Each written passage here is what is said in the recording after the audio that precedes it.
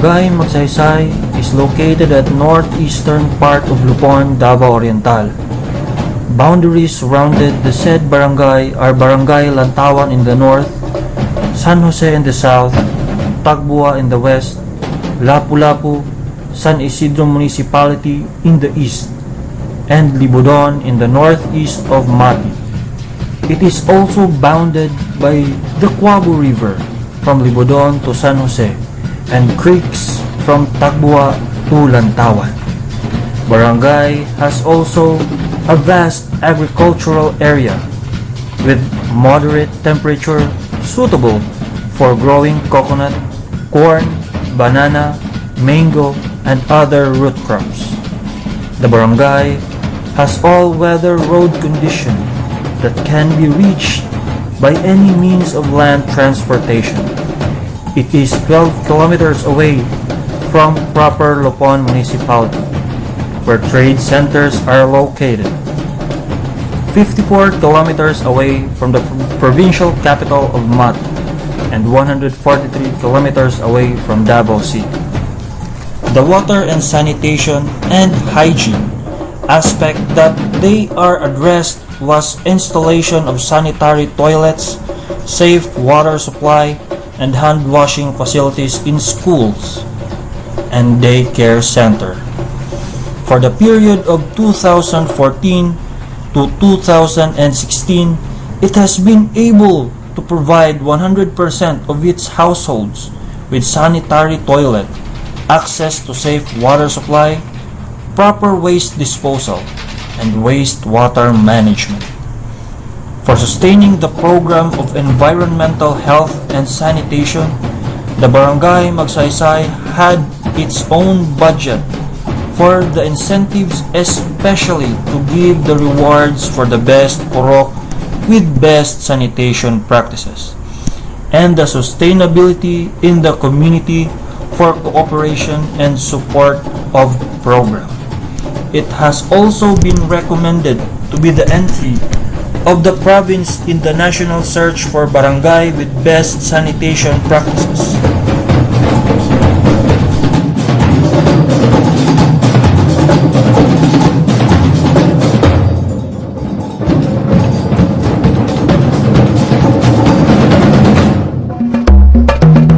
The reason why Barangay Magsaysay's 100% access to safe toilet in the second quarter of 2016 was made possible through the strict implementation of zero open defecation, as well as the cooperation of the residents of the barangay. Barangay officials were also giving incentives to households or puroks with best sanitation practices.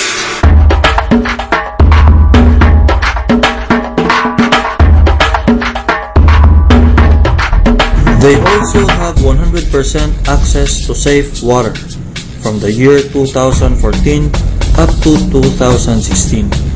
Providing access to safe water is one of the priorities of the barangay officials of Magsaysay.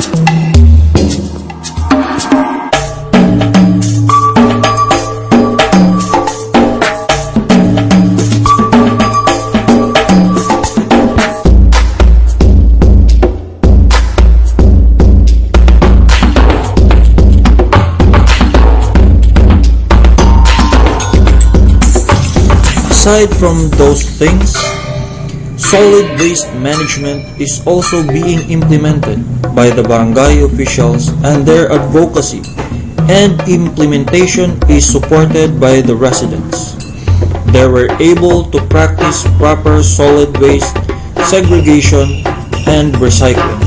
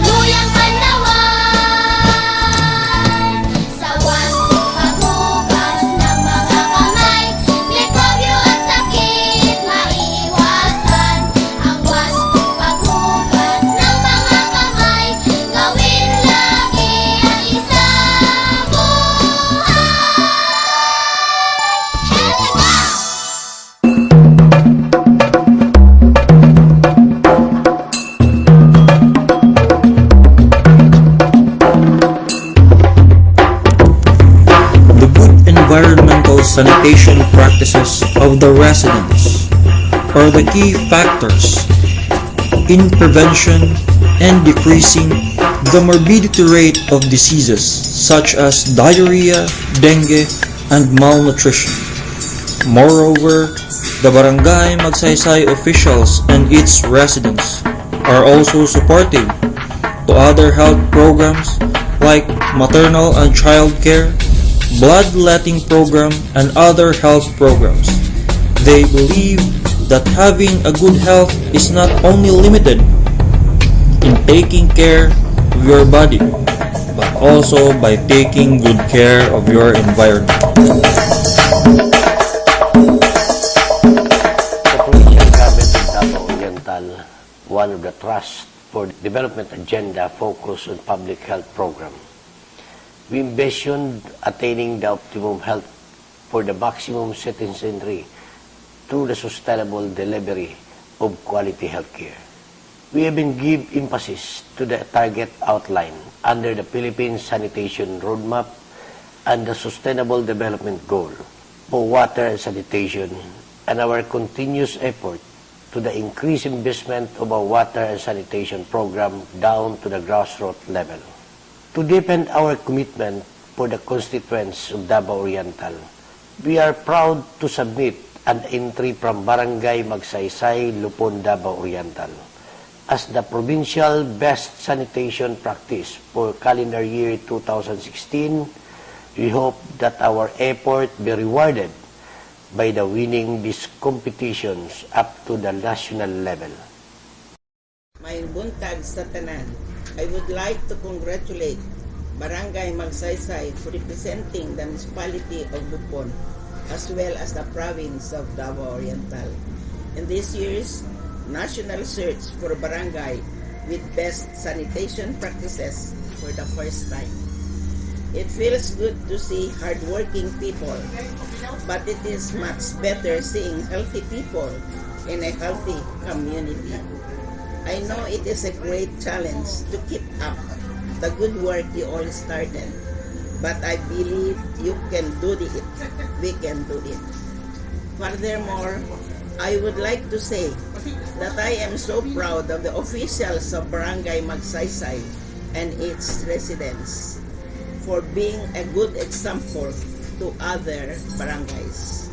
Ultimately, what is important is that all we do and all we achieve, we dedicate it to God. Congratulations once again. God bless you all. The provincial government of Davao Oriental would like to thank the Department of Health on its 9 years implementation for the national search for barangay with best sanitation practices. This project was informatively disseminated will inform about this activity. It's designed to raise awareness on the importance of sanitation. We started participating this search in 2014. During the provincial validation, all sanitation inspectors of Davao Oriental were invited for them to have enough knowledge in order to encourage our local officials to promote policies and action on sanitation in their area. Barangay Magsaysay is already a winner in provincial and regional level. It serves as a model for the rest of our barangays when it comes to sanitation program. The active barangay official and the people of Barangay Magsaysay, congratulations on behalf of Dr. Joyce Amico, Provincial Health Officer 1, Head Technical Division, for the outstanding dedication in achieving health and sanitation goals. Ayong adlaw kami sa Barangay Magsaysay, dako na magpasalamat o garbo nga kami ang napili isip entry nga kami ang among na practice mas nadumagan gid karon sa kini nga pa-contest. Kini pod na search dako po na mo kayo pagpasalamat sa mga halandong gobernador na si Gobernador Nelson Dayang Hirang sa ihang ayuda o tabang sa mga sa barangay ug sa mo pagkabanan siya ang sangguniang panglalawigan members ug sa mga mayor sa munisipyo sa Lupon nga siya po sa nga ihapon kami tabangan sa kini nga kalihokan. Ako ni nga pa-contest dili lang kay sa among isip nga dili lang ingon nga contest kun dili amo gyud ning i-practice para sa mga sa barangay. Dako gyud pud og kausaban sa mga barangay tungod sa paghatag og maayo nga serbisyo sama sa patubig. Amo ka na ginapaningkamutan og gigahinan og budget para gayud mahatagan og kahamugaway ang katawhan. Salamat usab ako kayo sa mga katawhan nga dili lang pud namo mahimo kang milang ng mga barangay official kung wala pud ang ilahang ayuda o tabang kanamo. Busa kami amo kini isipon nga kini nga amo nang ipadayon dili lang kay karon nga isip sa contest kung dili amo lagi kini ipadayon o i-practice hantod na kini sa amo ang best sanitation practices nga mahimo na gyud namong practice sa barangay nga makanunayon o mahulatayon para dili lang karon kundi para na pud kini sa kaugmaon o kaayuhan sa mga kabataan o sa mga sumusunod pa ng mga henerasyon nga ang kalimpyo o kahapsay sa barangay maupod ang susi para sa among ikalambo sa katawhan o ikaayo sa katawhan sa kinatibuk-ang barangay. I would like to congratulate Barangay Magsaysay officials and its residents for their effort in promotion of good environmental sanitation practices as well as joining this year's national search for barangay with best sanitation practices. I hope that in the succeeding years, you all will continue to practice the good sanitation practices you are currently practicing today. Moreover, I pray with all my heart that all barangays in Davao Oriental as well as the barangays in the Philippines will also be inspired by Barangay Magsaysay's best sanitation practices. Lastly, I want to say thank you for your cooperation and always remember that the people we should become are the people who never gives up.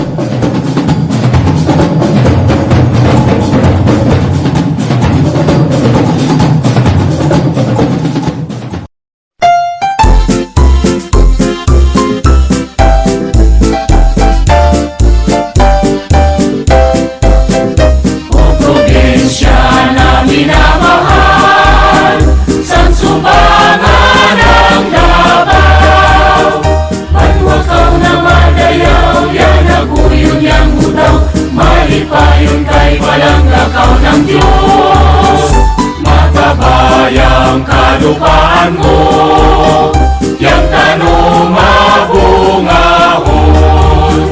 Dagat mo mga suba, madali kayang isda, kahulian kawilihan ng kanan.